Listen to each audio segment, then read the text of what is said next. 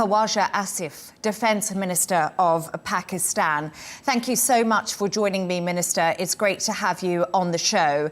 Pakistan says it has killed 40 to 50 Indian soldiers in Kashmir in response to Indian airstrikes. India has responded with a misinformation accusation. Can you show us evidence, and do you have details on the attack? Okay, I can't hear you properly. Could you increase the volume, please? Yes, of course. Just let me know if you can hear me now, Minister. A bit louder, a bit louder. I'm sorry, a bit louder. Okay, no problems. Is the volume better now? Yeah, it's better now. Oh, great. Thank you. Okay, thank you so much for letting me know. I'm glad that we have sorted that out. Minister, I appreciate you joining me. Pakistan says it has killed 40 to 50 Indian soldiers in Kashmir in response to the Indian airstrikes. I understand this is a very fast-moving event at the moment, but India has responded with a misinformation accusation. Can you show us evidence, and do you have details on this attack? While we were being attacked by the Indian Air Force night before last, there was some engagement on the ground also, both on line of control and working boundary and international border, but mostly on line of control and working boundary. But during the engagements on working boundary and line of control, several Indian soldiers were killed, and some of these two brigade headquarters were destroyed, and some of these checkposts were abandoned by the Indian soldiers, and they just ran away. So during those clashes, there were casualties on Indian side. This is what was meant by, I think, our information minister gave this statement.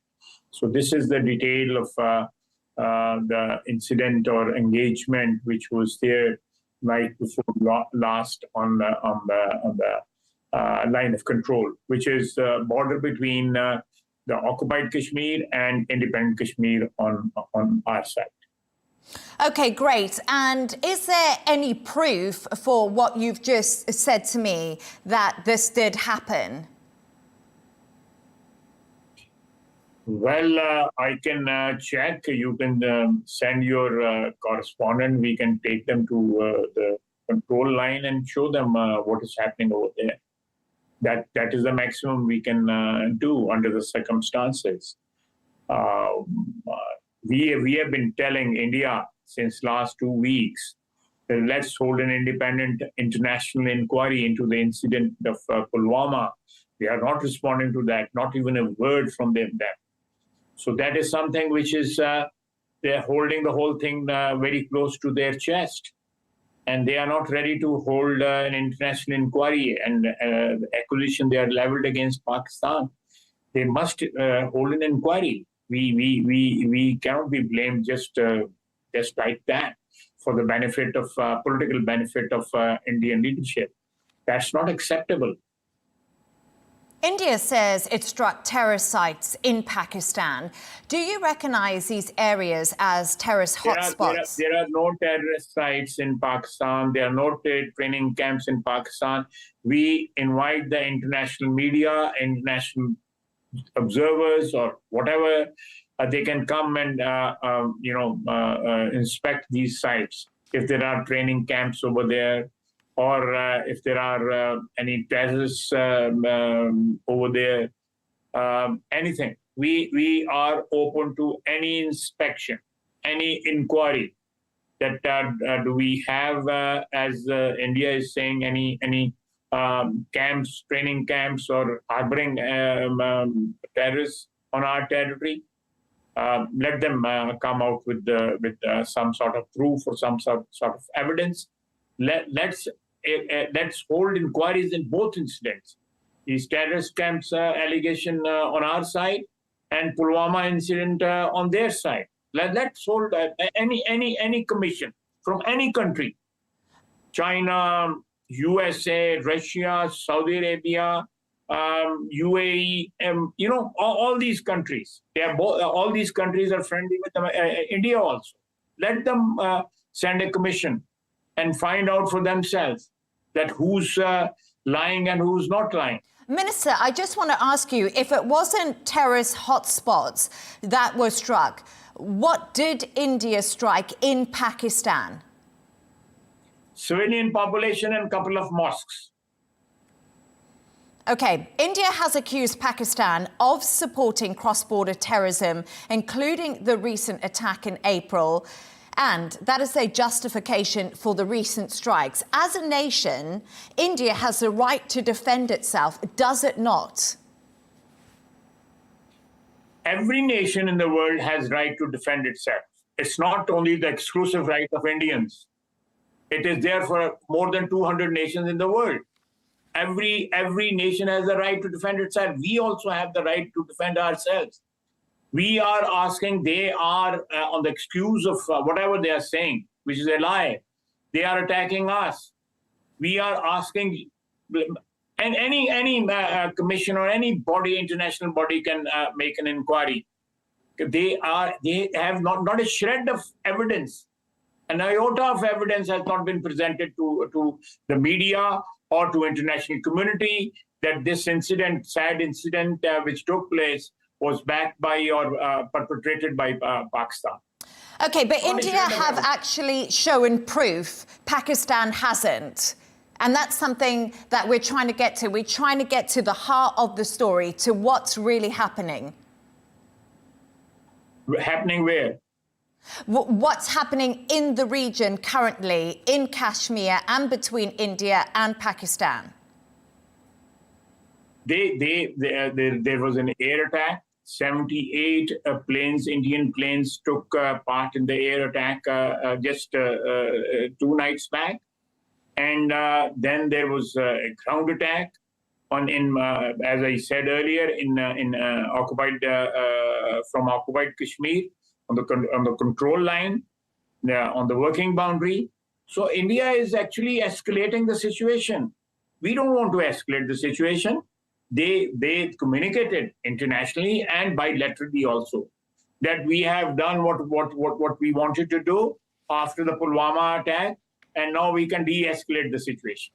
This is the message we received.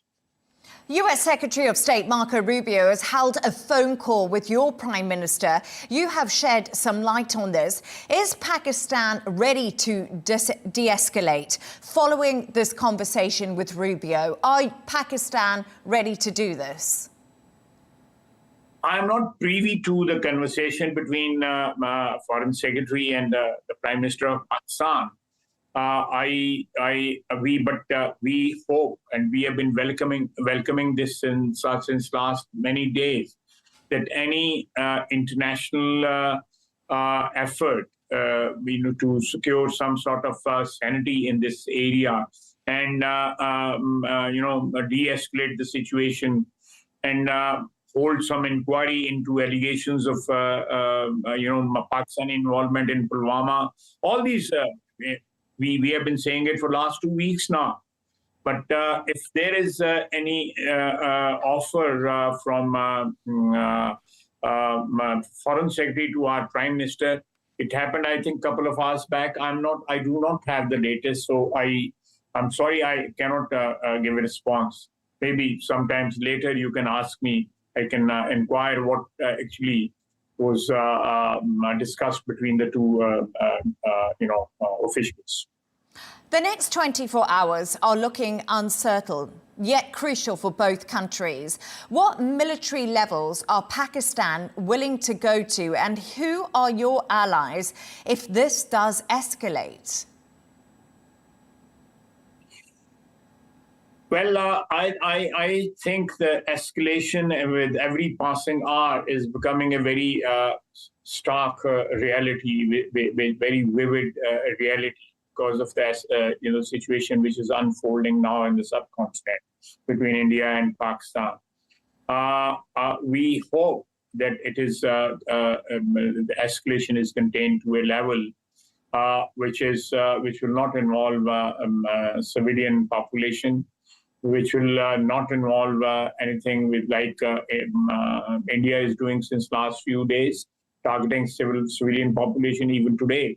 And the first half of the day, they targeted civilian populations in Pindi, Rawalpindi, Lahore, Karachi, and perhaps more than a dozen,